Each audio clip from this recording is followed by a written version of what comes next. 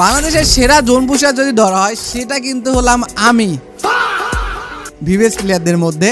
দেখতে পাচ্ছ আমার স্কোয়াডে কোনো পুশার নাই, দ্যাটস ওয়াই আমি নিজে পুশের ক্যারেক্টার নেই অ্যান্ড ম্যাচ স্টার্ট দিয়ে দেয় অ্যান্ড বলি এই ম্যাচটা আমি পুশ দিয়ে ভুইয়া করে দেখাবো।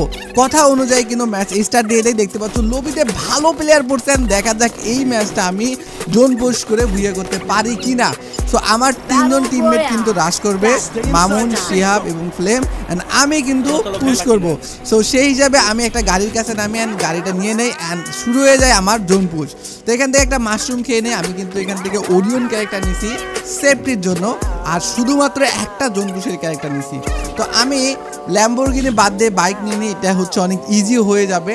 এখান থেকে টোকেন কালেক্ট করা শুরু করে দেই। দেখতে পাচ্ছ আমার থেকে 2500 টোকেন হয়ে গেছে। তো তার আগে মানে টোকেন কালেক্ট করতে করতে একটা কথা বলি, অনেকেই বলো যে আমি গিভওয়ে করতেছি বাট তোমরা সেই গিভওয়েটা পাচ্ছ না, কিভাবে পাবা?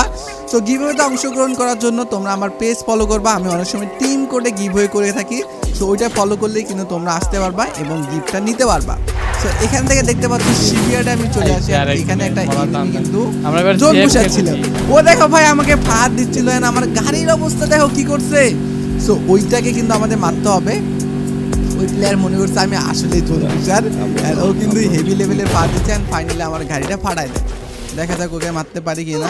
ও ভাই দেখো কি লেভেলে ফাটা দিতেছে। যা হোক মেশিন দিয়ে মারবো। তোমার কাছে ড্যামেজ দিছি 50-এর মতো এন্ড আমাকে হচ্ছে এখান থেকে বাইকটা নিতে হবে।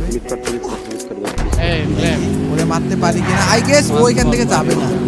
ওরে ও ড্যামেজ খাচ্ছে। চলো চলো ফাটাই দে। আরে শিট, ওরা বাইসে গেছে। দাঁড়াও, এরে তো বাঁচতে দেওয়া যাবে না। ইমাদা প্লেয়ার যে কোনো মূল্যে গাইস এরে মারতে হবে। চলো এখান থেকে আই গেস রিভাইভ দিতে গেছে। ভাই জানো তুমি কারে ফাঁদ দিছো এটা তুমি জানো না? আমি কি জোন পুশার? এই যে রিভাইভ দেওয়ার জন্য এখানে নামছে ও। আমরা এই সাইডে নামবো। ও মেবি এখানে বসে আছে আমাকে মারার জন্য। দাঁড়া ওরে আগে দেখি। এই সাইডেও নাই প্লা। চান্দু চান্দু চান্দু, দেখো ভাই কার কাছে মরছো তুমি? তুমি আমার জোন পুশার মনে করছো?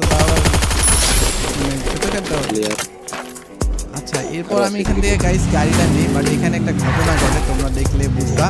সো এখানে একটা স্কোয়াড আমাকে মারতে আসে, তা আবার জোনের বাইরে। আমি যখন টোকেন কালেক্ট করতেছিলাম, সো আমি এটা নর্মালি নিছিলাম অ্যান্ড মারার ট্রাই করতেছিলাম, যে মনে করছিলাম জোন পুশার। গাইস দেখো একটা প্লেয়ার আমাকে মারতে আসে অ্যান্ড মারার পর দেখো ইমোট দেওয়া শুরু করে দেয়।